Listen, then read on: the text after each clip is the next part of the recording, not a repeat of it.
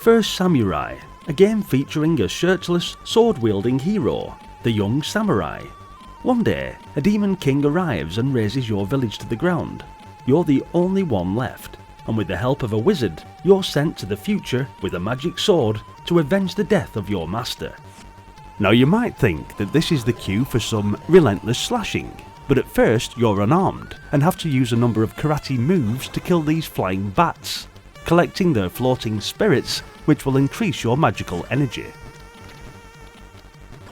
When this is half full, you receive your magic sword, brilliantly animated with blur lines to give an impression of speed and fluidity. But this game is as thoughtful as the martial arts it's inspired by. To progress, you need to regularly call on your spirit master to solve certain puzzles. Everywhere in First Samurai there are puzzles to solve, demons to beat and things to collect. The game's enormous, but you can wander around and do what you want in whatever order. For example, there's a waterfall, and to pass it you need to find and collect 4 logs. Then you ring a bell. Your guide will appear, placing the logs across the gushing water and allowing you to cross.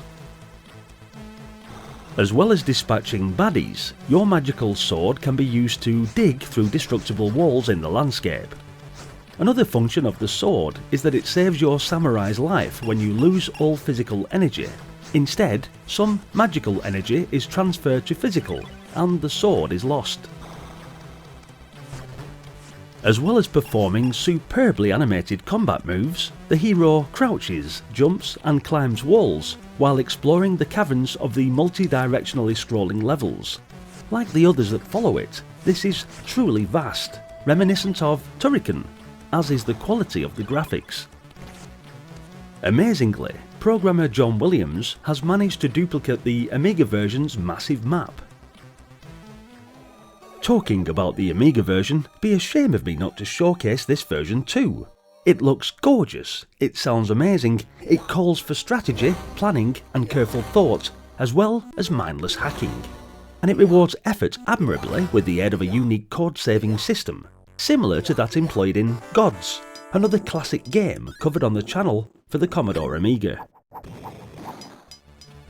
Thankfully, throughout, there are more magic pods to charge with magical energy to create a new restart point on the Commodore 64 version, so that if you die, this is where you start your next life from.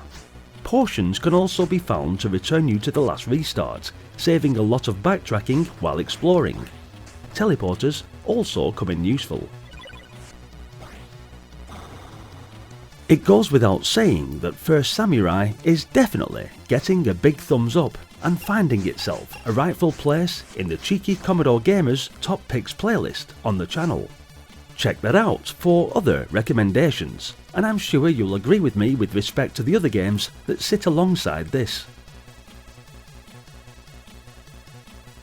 You see, First Samurai was one of the best examples of a Commodore 64 game really pushing the machine's limits.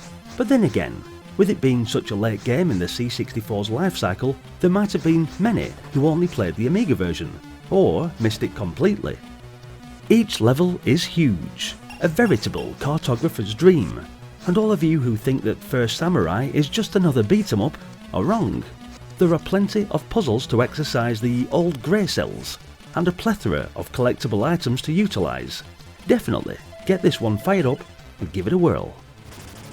Thanks for watching guys, hit the like button if you enjoyed the video, and do be sure to let me know what you thought of First Samurai in the comments section. Remember that this game was at the tail end of the C64's lifespan, but if it's earlier games you are looking for, then check out the playlists, which are categorised into genre and year of release, so you can find your favourites with ease. If they're not up there yet, then stick around, subscribe to the channel, and follow me on this epic journey as we revisit all of the classics that the Commodore had to offer. We'll definitely find your favourites, and you never know, it could be the very next video. Stick around, and hopefully, I'll see you all in the next one. Until then, bye for now.